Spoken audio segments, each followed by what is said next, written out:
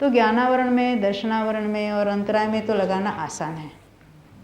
क्षोभम सम्यक्त्व में घटित करना थोड़ा सा अलग है। क्यों?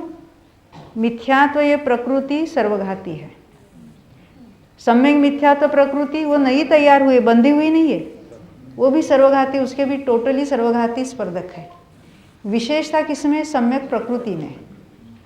सम्यक प्रकृति देशघाती प्रकृति होने पर भी उसमें सर्वघाती एक भी स्पर्धक नहीं है। फिर से सुनो, ये पूरी प्रकृति देशघाती है, परंतु वो कैसे? सारे स्पर्धकों का अनुभाग घटकर बाद में तैयार हुई प्रकृति है।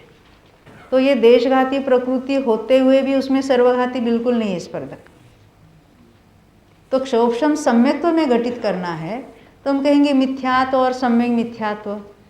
वो वर्तमान काल में जो क्षोभम सम्यक्त्व है ना, क्षोभम सम्यक्त्व जो है, वेदक सम्यक्त्व जिसको कहेंगे, वहाँ उदय किसका है? सम्यक प्रकृति जो देशघाती है। तो मिथ्यात्व और सम्यक मिथ्यात्व का वहाँ क्या होता होगा? वर्तमान कालीन मिथ्यात्व और सम्यक मिथ्यात्व का उदयाभावी क्षय।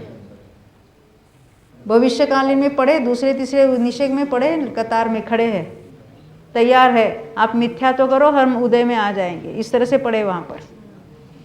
तो उनका सदवस्था रूप उपशम है। तो वर्तमान में एक समय में सम्यक प्रकृति रूप कन्वर्ट होकर उदय में आते रहते हैं, वो क्षोभम सम्यक्त्व है। उसकी परिभाषा हम जब औपशमिक सम्यक, तो उसमें क्या भेद है वो आगे चर्चा चलेगी। अभी तो सम्यक तो होना बाकी है ना, पहले औपशमिक करेंगे। अनादिकाल के पहले जो सम्यक तो होता है, प्रथमोपशम सम्यक तो होता है, बाद में वो क्षोभम सम्यक्त्व में कन्वर्ट हो जाता है अपने आप। अभी हम यहाँ देख रहे थे, हमने ये जो इसका जो परिभाषा पढ़ी ना, अभी 1-2 ही मिनट है। किसी के कोई प्रश्न है? हाँ पूछो। ये जो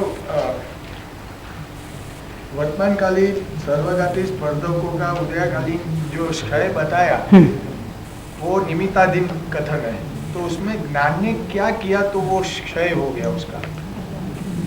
देखो, ज्ञान ने ज्ञान किया। ज्ञान पर्याय ज्ञान अपने स्वभाव में से उत्पन्न हुई। कैसे हुई? हीन ज्ञान रूप से परिणमित होकर वहाँ हीन ज्ञान दशा हुई। तो ये हीन ज्ञान दशा हुई तो कर्मों में क्या अवस्था चल रही थी? तो इसमें ये सर्वघाती देशघाती का चक्कर हो रहा था, उसका उतना क्षोभम हो रहा था। ज्ञान स्वभाव से हुआ, वो के कर्माधीन थोड़े ही है। अभी आपको कैसे हुआ ज्ञान? बोलो। क्षोभम की परिभाषा आपने सुनी, रटी, कुछ समझा, कैसे हुआ? ये सुना और पहले नहीं था, होता है, उसी को तो ज्ञान कहेंगे। पहले होता ज्ञान की परिभाषा में आ जाता है, वो परिभाषा हुई है ज्ञान की। पहले नहीं था और हमने जान लिया उसके बारे में।